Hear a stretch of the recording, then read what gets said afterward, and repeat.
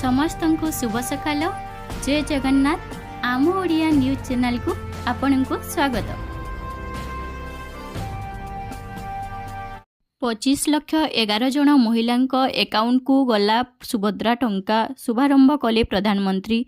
बहु प्रतीक्षित सुभद्रा योजनार शुभारंभ करिसंती प्रधानमंत्री नरेंद्र मोदी। भुवनेश्वर जनता मैदान रे प्रधानमंत्री सुभद्रा योजनार शुभारंभ करिबा परे महिलांक एकाउंट को प्रथम किस्ती टंका जाइछि। आज प्राय 25,11,000 जन महिलांक एकाउंट को 4,949 लेखाए टंका जाइछि। काहेकिना पूर्वरु एकाउंट को 1 टंका लेखाए जाइथिला। आउ मध्य जेउ मानक एकाउंट रे सुभद्रा टंका पड़ी नाही सेमाने भी चिंता करंतु नाही, काहेकिना तांको एकाउंट रे भी धीरे धीरे जीव सुभद्रा टंका। आज न गले भी धीरे धीरे समस्तंको एकाउंट को जीव टंका। यह कहिसंती उपमुख्यमंत्री प्रभाती परिडा। राज्यर समस्त योग्य हिताधिकारी सुभद्रा टंका पाइबे। केही जणे भी सुभद्रा योजनारू वंचित हेबे नाही। हेबाकू जाउछि भारतीय दलर गुरुत्वपूर्ण टेस्ट सीजन। बांग्लादेश विपक्ष 2 मैच विशिष्ट सीरीज सह भारतीय दल विश्व टेस्ट चैंपियनशिप फाइनाल पाई पथ प्रस्तुत करिवो। रोहित शर्मा नेतृत्वाधीन दल गत 13 तारिख ठारू अभ्यास चलाइछि। इतिमध्यरे बांग्लादेश क्रिकेट दल मध्य चेन्नई रे पहुंची प्रस्तुति आरंभ करिछि। आसंता 23 रे पुणी लघुचाप। आजिठू सुखिला 22 रु बढ़िबो वर्षा। गांगेय पश्चिम बंग उपरे सृष्टि होइथिबा गभीर अवपात मंगलवार दुर्बल होई अवपातरे परिणत हेबो। मंगलवार ठारू एहार प्रभाव रहिबनी और पाग प्रायतः सुखिला रहिबो। 17 और 18 तारिख रे विशेष वर्षा नाही और अल्प किछि स्थान रे कां भां वर्षा होई पारि। आसंता 23 तारिख रे उत्तर पश्चिम बंगोपसागर रे लघुचाप सृष्टि होई पारि। सोआ जलवायु और परिवेश केन्द्र निर्देशक डॉक्टर शरद साहू यही पूर्वानुमान करिसंती। आजिकाली सोशल मीडिया रे भाइराल हेबा पई लोक किछि भी करिबाकू प्रस्तुत।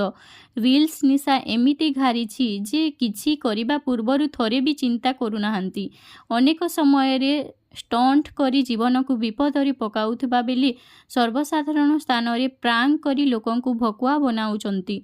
एपरी प्रांक करी शेष रे बंधा होइचंती रील स्टार मुकेश कुमार। उत्तर प्रदेश रो कसगंज जिल्लार एक भिडियो एबे भाइराल हेबारे लागिछि। सोशल मीडिया रे भाइराल हेबा पई निजको मृत बोली दर्शाइथिले मुकेश। केवल सेतिकी नुहे, कसगंज व्यस्तबहुल रास्तार शव परी पड़ी रहिथिली। तांको शरीर उपरे एक धला चादर आवृत होइथिबा बेले नाकरे तुला भर्ती करा जाइथिला। बेकरे फूलहार भी पड़ीथिला, जहाको देखि लोके मुकेश को मृत बोली धरि नेइथिले। कमाल करिछि भारतीय पुरुष हॉकी टीम। चाइना को चित्त करी रेकर्ड 5ମ थर पई एशियन चैंपियन ट्रॉफी को कब्जा करिछि भारत। घरोई परिवेश रे चाइना प्रथम थर फाइनाल खेलुथिले हें अपराजय भारत को चैंपियन हेबारू रोकी पारिनी। आज फाइनाल रे हरमनप्रीत सिंह को भारतीय टीम कड़ा संघर्ष सह चाइना को 1-0 रे हराई ट्रॉफी जीतिछि। राशन कार्ड रे केवाईसी करिबा बाध्यतामूलक घोषणा परे चिंतारे ओडिशा बाहरी रहुतबा प्रवासी ओडिया। राशन कार्ड को नेई चलीछि महा घोटालो, जहाकू नेई एबे प्रवासी ओडियांकू राशन कार्ड कटी जिबा भय। ओडिशा सरकारक पक्षरु राशन कार्ड धारी माने केवाईसी करिबा बाध्यतामूलक घोषणा परे चिंतारे ओडिशा बाहरी रहुतबा प्रवासी ओडिया। महाकाशरू केमिति फेरिबे सुनीता, नासा देला सूचना।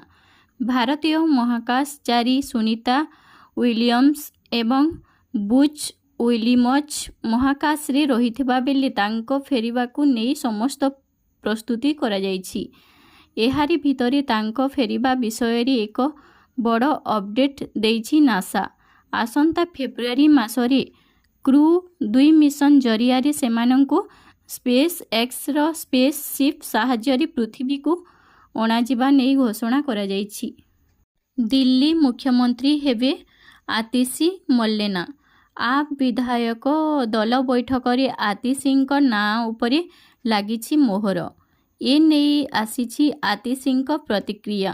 ଆତିଶୀ କହିଛନ୍ତି, କେଜରିୱାଲ ଏହି ପଦକୁ ନ ଫେରିବା ପର୍ଯ୍ୟନ୍ତ ମୁଁ ତାଙ୍କ ମାର୍ଗଦର୍ଶନରେ କାମ କରିବି। ଦିଲ୍ଲୀର ଲୋକଙ୍କୁ ମାଗଣା ବିଜୁଳି, ଭଲ ଶିକ୍ଷା ଓ ମାଗଣା ଚିକିତ୍ସା ଭଳି ସୁବିଧା ମିଳୁଛି। ବିଧାୟକ ଦଳର ନେତା ଭାବରେ ଚୟନ ହୋଇଥିବା ଆତିଶୀ ନିଜର ପ୍ରଥମ ପ୍ରତିକ୍ରିୟାରେ ଖୁସିଠାରୁ ଅଧିକ ଦୁଃଖ ପ୍ରକାଶ କରିଛନ୍ତି ଯେ କେଜରିୱାଲଙ୍କୁ ପଦରୁ ଇସ୍ତଫା ଦେବାକୁ ପଡ଼ୁଛି। ଏହି ସମୟରେ ସେ ଦୁଃଖ ଥିବା ତାଙ୍କ ମୁହଁରୁ ଜଣାପଡ଼ୁଥିଲା।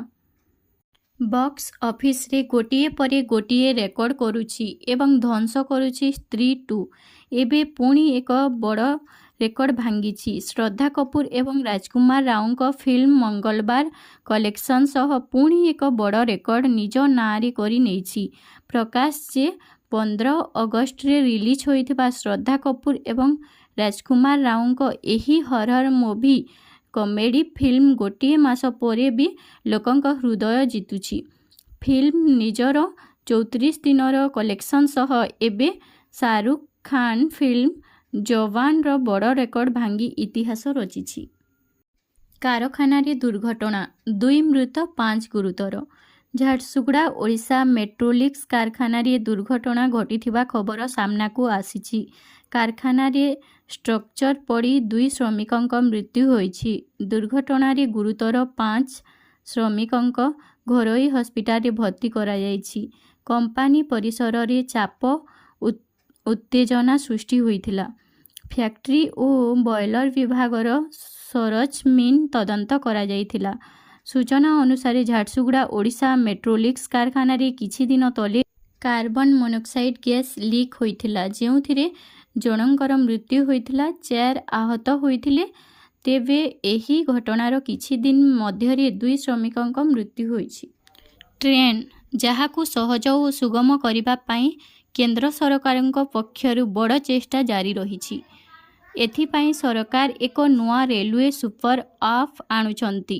କେନ୍ଦ୍ର ରେଲ ମନ୍ତ୍ରୀ ଅଶ୍ୱିନୀ ବୈଷ୍ଣବ ଘୋଷଣା କରିଛନ୍ତି କି ରେଲୱେ ପକ୍ଷରୁ ଏକ ନୂଆ ସୁପର ଆପ୍ ଉପରେ କାମ କରାଯାଇଛି। ଏହି ଆପ୍ରେ ରେଲୱେର ସବୁ ସର୍ଭିସ ଉପଲବ୍ଧ ରହିବ। ମଣିପୁରରେ ଧାର୍ଯ୍ୟ ସମୟ ସୀମା ପୂର୍ବରୁ ଇଣ୍ଟରନେଟ୍ ଉପରୁ ପ୍ରତିବନ୍ଧକ ହଟିଲା। ହିଂସା ଓ ବିକ୍ଷୋଭକୁ ଦୃଷ୍ଟିରେ ରଖି ପ୍ରାୟ 1 ସପ୍ତାହ ପରେ ମଣିପୁରରେ ଇଣ୍ଟରନେଟ୍ ସେବା ଉପରେ ଲାଗିଥିବା ପ୍ରତିବନ୍ଧକକୁ ହଟାଇ ଦିଆଯାଇଛି। ସେପ୍ଟେମ୍ବର 10 ତାରିଖରେ ଲାଗିଥିବା ପ୍ରତିବନ୍ଧକ 20 ତାରିଖ ଯାଏ ପରିବର୍ଦ୍ଧିତ କରାଯାଇଥିଲା, କିନ୍ତୁ ପରିସ୍ଥିତିରେ ସୁଧାର ଆସିଥିବାରୁ ଏହି କଟକଣା ହଟାଇ ଦିଆଯାଇଛି। 10 ସେପ୍ଟେମ୍ବର ଅପରାହ୍ନ 3ଟାରୁ ପଶ୍ଚିମ ଇମ୍ଫାଲ, ପୂର୍ବ ଇମ୍ଫାଲ, ଧୌବାଲ, ବିଷ୍ଣୁପୁର ଓ କାକଚିଂ ଜିଲ୍ଲାରେ 5 ଦିନ ପାଇଁ ସମସ୍ତ ଇଣ୍ଟରନେଟ୍ ସେବା ବନ୍ଦ କରିଦିଆଯାଇଥିଲା। 10 ବର୍ଷ ପରେ କାଲି ଭୋଟ ଦେବେ ଜାମ୍ମୁ କାଶ୍ମୀରବାସୀ, ସୁରକ୍ଷା ବ୍ୟବସ୍ଥା କଡ଼ାକଡ଼ି। ବୁଧବାର ଜାମ୍ମୁ କାଶ୍ମୀରର ନିର୍ବାଚନ। ପ୍ରଥମ ପର୍ଯ୍ୟାୟରେ 24ଟି ବିଧାନସଭା ଆସନରେ ପଡ଼ିବ ଭୋଟ। ଦୀର୍ଘ 10 ବର୍ଷ ପରେ ମତାଧିକାର ସାବ୍ୟସ୍ତ କରିବେ ଭୋଟର। ଅନନ୍ତନାଗ ଜିଲ୍ଲାରେ 64, ପୁଲୱାମାରେ 45, ଡୋଡାରେ 25, କୁଲଗାମାରେ 25, କିସ୍ତୱାଡ଼ାରେ 22, ସୋପିଆନରେ 21 ଓ ରମ୍ବନରେ 15 ଜଣ ପ୍ରାର୍ଥୀ ଏମିତି ପ୍ରଥମ ପର୍ଯ୍ୟାୟ ପାଇଁ ମଇଦାନରେ ଅଛନ୍ତି 219 ପ୍ରାର୍ଥୀ। ଆଉ ଏକ ଜରୁରୀ ସୂଚନା, ବ୍ୟସ୍ତ ହେବାର ଆବଶ୍ୟକତା ନାହିଁ, କାଲି ବି ମିଳିବ ସୁଭଦ୍ରା ଟଙ୍କା। ଉପମୁଖ୍ୟମନ୍ତ୍ରୀ ପ୍ରଭାତୀ ପରିଡା କହିଛନ୍ତି, ସବୁ ଯୋଗ୍ୟ ହିତାଧିକାରୀଙ୍କ ଆକାଉଣ୍ଟକୁ ପର୍ଯ୍ୟାୟକ୍ରମେ ଟଙ୍କା ପହଞ୍ଚିବ। ଆସନ୍ତାକାଲିଠାରୁ ପର୍ଯ୍ୟାୟକ୍ରମେ ମହିଳାଙ୍କ ଆକାଉଣ୍ଟରେ ଟଙ୍କା ପହଞ୍ଚିବ। ପଞ୍ଜୀକରଣ ପ୍ରକ୍ରିୟା ଜାରି ରହିବା ସହିତ ପର୍ଯ୍ୟାୟକ୍ରମେ ମହିଳାଙ୍କ ଆକାଉଣ୍ଟକୁ ଟଙ୍କା କ୍ରେଡିଟ୍ ହେବ। ପଞ୍ଜୀକରଣ ପାଇଁ କୌଣସି ନିର୍ଦ୍ଦିଷ୍ଟ ସମୟ ସୀମା ନାହିଁ।